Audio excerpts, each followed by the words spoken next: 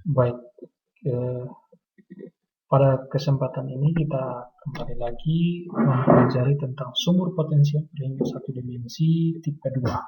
Kalau kali lalu kita belajar tentang sumur potensial berhingga satu dimensi tipe 1. Nah, hari ini kita akan belajar tipe 2-nya.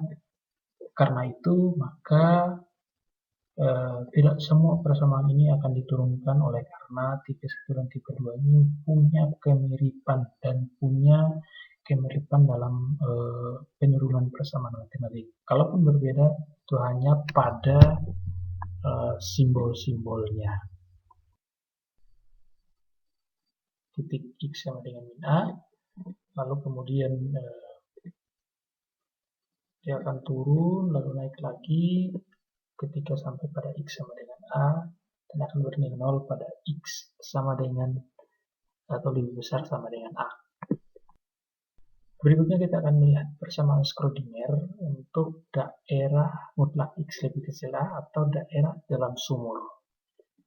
Persamaan Schrödinger ini sebagaimana terlihat pada persamaan 1 di slide, dan terlihat bahwa V-nya, Vx-nya itu bernilai negatif V0, sehingga persamaannya seperti itu, dan juga Epsi itu setara dengan mutlak E minus Epsi, atau persamaan 1 dapat kita tulis dalam bentuk sebagaimana kita lihat pada persamaan 2, D kuadrat psi dx kuadrat tambah 2n kali V0 kurang mutlak E per h bar kuadrat psi sama dengan 0.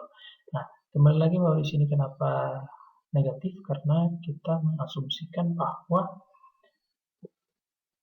nilai E itu lebih kecil dari 0, ya, sehingga dia bernilai negatif. Dan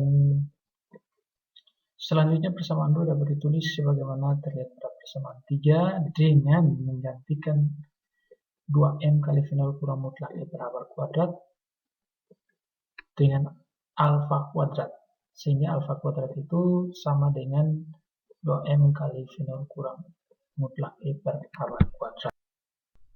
Di sini kita melihat bahwa mutlak E itu sama dengan minus E, di mana E merupakan energi ikat partikel dalam sumur potensial.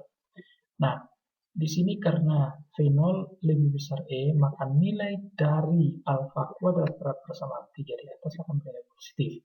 Nah, di situ kita melihat bahwa ada selisih antara V0 dengan mutlak E, karena V0 kurang mutlak E itu lebih kecil dari V0, sehingga hasilnya adalah positif.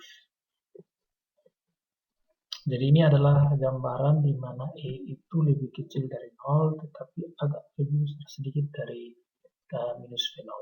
Jadi partikelnya itu terjebak dalam sumur ini, tidak bisa lewat ke atas, tidak bisa loncat. Solusi umum untuk persamaan Schrödinger yang kita temukan sebelumnya itu adalah psi x sama dengan asin alfa x tambah b cos alfa x. Nah, ini sebetulnya adalah solusi tebakan bagi persamaan diferensial orde 2. Karena persamaan Schrödinger adalah persamaan diferensial orde 2, maka solusinya pun adalah solusi tebakan seperti ini. Lalu berikutnya kita akan melihat persamaan Schrödinger untuk daerah di luar sumur, yaitu untuk daerah x lebih kecil minus A dan x lebih besar A. Nah, persamaan Schrödingernya seperti diperlihatkan pada persamaan 4. Nah, kenapa di sini 0? Karena pada daerah di luar sumur itu Vx-nya itu bernilai 0, ya. Jadi kita melihat daerah di lebih kecil dari min A itu potensialnya 0, dan lebih besar dari min A itu potensialnya bernilai 0. Sehingga di sini 0, dan karena itu persamaan 4 dapat ditulis seperti pada persamaan 5, d kuadrat psi dx kuadrat kurang 2n kali mutlak E per h bar kuadrat psi sama dengan 0. Nah, persamaan 5 dapat ditulis seperti persamaan 6 dengan mengganti 2n mutlak E per h bar kuadrat dengan beta kuadrat.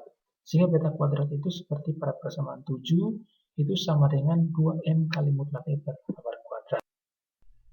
Solusi umum untuk persamaan Schrödinger di luar sumur adalah juga solusi tebakan, tapi modelnya seperti ini, C kali E pangkat minus beta X tambah D E pangkat beta X.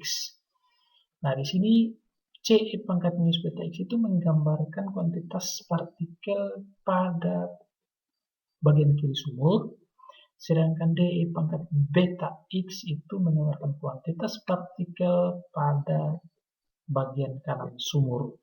Jadi sini jelas tanda negatif karena dia ada di bagian kiri dan X negatif, sedangkan ini tanda pangkatnya positif karena dia berada di bagian kanan. Kemudian kita akan melihat bahwa fungsi gelombang tidak boleh bernilai tak berhingga ketika X itu mendekati plus minus tak berhingga. Karena itu, kita akan membuat nilai C sama dengan 0 agar pada daerah X lebih kecil minus A, suku C E pangkat minus beta X itu tidak bernilai tak berhingga. Nah, coba perhatikan bahwa apabila nilai X-nya ini kan di bagian kiri itu kan negatif. Nah, kalau negatif, X ini negatif dikalikan dengan beta yang juga negatif di sini, maka akan menghasilkan nilai positif. Nah, kalau semakin besar X menuju tak berhingga, maka nilai C kali E pangkat minus beta kali X itu akan bernilai tak berhingga. Nah, kalau suku ini bernilai tak berhingga, maka otomatis psi X-nya pun tak berhingga. Kalau psi X-nya tak berhingga, maka fungsi gelombangnya tidak memenuhi. Oleh karena itu kita membuat C-nya harus sama dengan 0, sehingga ketika E pangkat minus beta X-nya tak berhingga dikali 0 menjadi 0. Nah, demikian juga untuk daerah bagian kanan, D-nya pun kita harus buat 0. Kenapa? Karena ketika X mendekati tak berhingga, maka E pangkat beta kali X itu akan menuju tak berhingga. Sehingga otomatis persamaan psi X-nya menuju tak berhingga. Karena itu kita buat D sama dengan 0. Jadi, D harus dibuat sama dengan 0 untuk alasan yang sama seperti kenapa kita membuat C sama dengan 0. Sehingga fungsi gelombang dari sistem sumur potensial tersebut adalah seperti pada persamaan 9 di slide ini. Silahkan diperhatikan. Lalu berikutnya kita akan melakukan atau menerapkan syarat batas di mana psi X dan turunan psi terhadap X kontinu pada batas. Nah, batasnya adalah X sama dengan plus minus A, atau X sama dengan minus A, dan X sama dengan plus A. Nah, dengan melakukan manipulasi matematik sebagaimana telah dilakukan pada sumur potensial satu dimensi berhingga tipe 1, yang sudah dibahas sebelumnya, akan diperoleh persamaan 10. Ya, persamaan 10 itu adalah fungsi eigen untuk kelas pertama. Nah, oleh karena itu saya menyarankan untuk kembali melihat penyelesaian sumur potensial berhingga satu dimensi yang sudah dibahas pada minggu sebelumnya, itu sama persis seperti ini. Sehingga di sini saya tidak menjabarkannya, namun kita bagi dalam dua kelas, sehingga kelas pertamanya itu seperti persamaan 10. Berikutnya kita akan melihat untuk kelas kedua, itu seperti yang tampak pada persamaan 11. Itu juga dari mana asalnya, silahkan lihat lagi materi sebelumnya. Yang terakhir kita akan melihat level energi dari partikel ini, di mana akan diperoleh Xi tangen Xi sama dengan eta dan Xi kotangen Xi sama dengan negatif eta. Dari mana persamaan ini datang? Sekali lagi kembali ke materi minggu lalu. Sama persis manipulasi matematiknya, yang berbeda hanya simbol yang digunakan. Tetapi cara kerjanya sama persis. Oleh karena itu saya menyarankan sekali lagi kembali mempelajari materi pada minggu lalu. Di mana Xi ini sama dengan alfa dikali A. Alfa ini adalah seperti yang sudah kita peroleh di slide-slide sebelumnya. Dan eta itu sama dengan beta A. Juga beta ini sudah dilihat kembali pada slide-slide sebelumnya. Nah, persamaan-persamaan ini dapat diselesaikan untuk memperoleh nilai level energi. Nah, metode yang digunakan untuk memperoleh level energinya, karena ini agak rumit, maka kita menggunakan metode grafik.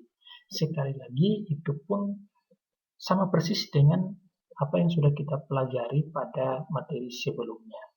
Silahkan kembali mempelajarinya dan juga mempelajari bagian ini karena ada korelasi antara keduanya. Demikian pembahasan materi ini. Selamat belajar, Tuhan memberkati.